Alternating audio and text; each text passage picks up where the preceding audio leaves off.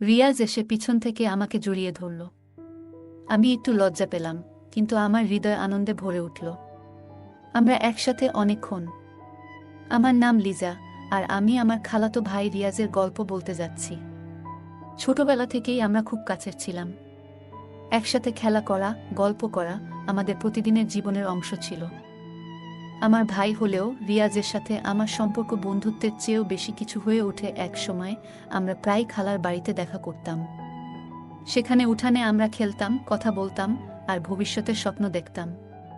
ছোটবেলা থেকেই রিয়াজ একটু শান্ত, গভীর চিন্তার মানুষ ছিল, আর আমি ছিলাম একটু চঞ্চল, প্রাণবন্ত। একদিন দুপুর বেলায় সবাই ঘুমিয়ে পড়েছিল। আমি আর রিয়াজ একসাথে ছাদে উঠলাম। আমি বললাম, আচ্ছা রিয়াজ, তুমি কি কখনো ভেবেছ আমরা কেমন হব বড় হয়ে? রিয়াজ একটু হেসে বলল, হয়তো আমরা তখনও এমনই থাকব, একে অপরের পাশে। আমার চোখে তখন স্বপ্ন দেখছিলাম বছর বছর গড়াতে থাকে, আর আমাদের বন্ধুত্ব গভীর হতে থাকে। কিন্তু আস্তে আস্তে আমার মনে এক নতুন অনুভূতির জন্ম নিতে থাকে। রিয়াজও বুঝতে পারে যে তার হৃদয়ে আমার জন্য এক বিশেষ স্থান আছে। এক সন্ধ্যায়, যখন সূর্য ডুবছিল, আমরা গাছের ছায়ায় হাঁটছিলাম। আমি হঠাৎ থেমে গিয়ে বললাম, রিয়াজ, আমি কি তোমাকে কিছু বলবো? রিয়াজ তাকিয়ে থাকলো আমার চোখের দিকে। আমি একটু লজ্জা পেয়ে বললাম, আমি জানি না এটা কি, কিন্তু আমি মনে করি আমি তোমাকে ভালোবাসি। রিয়াজের মুখে এক চিলতে হাসি ফুটে উঠল। সে বলল, লিজা, আমি অনেকদিন ধরেই তোমাকে এটা বলতে চেয়েছি। আমি তোমাকে ভালোবাসি। আমাদের ভালোবাসা এখন গোপন, কারণ আমরা জানি পরিবারের সবাই এটা মেনে নেবে না। তাই আমরা চুপি চুপি দেখা করতে শুরু করলাম। একদিন রাতে সবাই ঘুমিয়ে পড়ার পর আমি জানালার পাশ দিয়ে বেরিয়ে আসলাম। রিয়াজ বাইরে অপেক্ষা করছিল। আমরা চলে গেলাম নদীর ধারে। সেখানে বসে আমরা অনেকক্ষণ কথা বললাম, স্বপ্ন দেখলাম, আর একে অপরের উপস্থিতি উপভোগ করলাম। রাতে যখন সবাই ঘুমিয়ে থাকত, আমি আমার রুম থেকে বেরিয়ে এসে রিয়াজের রুমে যেতাম। আমরা মৃদু আলোতে কথা বলতাম, বই পড়তাম, কখনো একে অপরের চোখে চোখ রাখতাম। আমি রিয়াজের কাঁধে মাথা রেখে বলতাম, তুমি জানো, আমি সারা জীবন এভাবেই থাকতে চাই। রিয়াজ মুচকি হেসে বলতো, তুমি আর আমি, লিজা, আমরা একসাথে সবকিছু পারব। এক বিকেলে বাড়ির সবাই বাইরে গিয়েছে। আমি আর রিয়াজ একসাথে বাড়িতে। আমি রান্নাঘরে কিছু বানাচ্ছিলাম।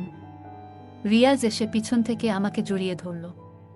আমি একটু লজ্জা পেলাম, কিন্তু আমার হৃদয় আনন্দে ভরে উঠল। আমরা একসাথে অনেকক্ষণ কথা বললাম, হাসলাম, আর একে অপরের সাথে আরও বেশি ঘনিষ্ঠ হয়ে উঠলাম। এক রাতে যখন সবাই ঘুমিয়েছিল, আমি জানালা দিয়ে বাইরে বেরিয়ে আসলাম। রিয়াজ অপেক্ষা করছিল। আমরা চুপি চুপি বাগানে গিয়ে বসলাম। রিয়াজ আমার হাত ধরে বলল, তুমি জানো, লিজা, তুমি আমার জীবনের সবচেয়ে গুরুত্বপূর্ণ মানুষ।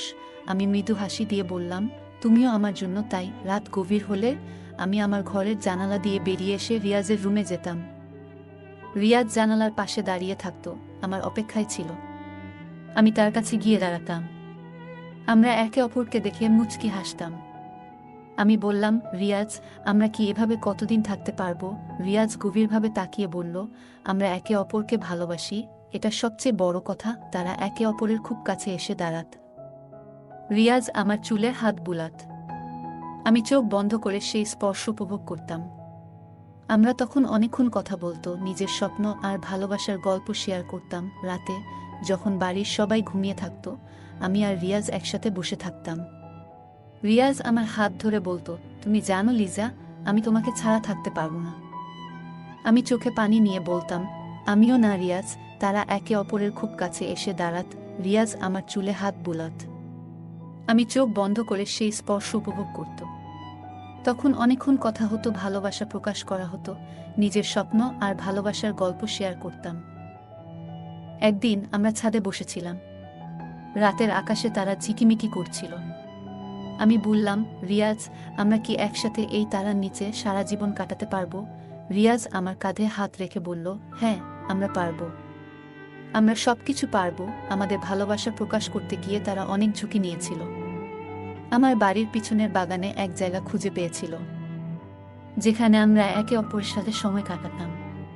একদিন আমি সেখানে গিয়ে বসেছিলাম। রিয়াজ আসার পর আমরা একে অপরের দিকে তাকিয়ে হাসলাম। আমি বললাম, এখানে আমরা সবসময় আসতে পারি, কেউ জানতে পারবে না। রিয়াজ বলল, এই জায়গা আমাদের নিজেদের, শুধু আমাদের। আমরা একে অপরের প্রতি অসীম বিশ্বাস ও ভালোবাসা অনুভব করত।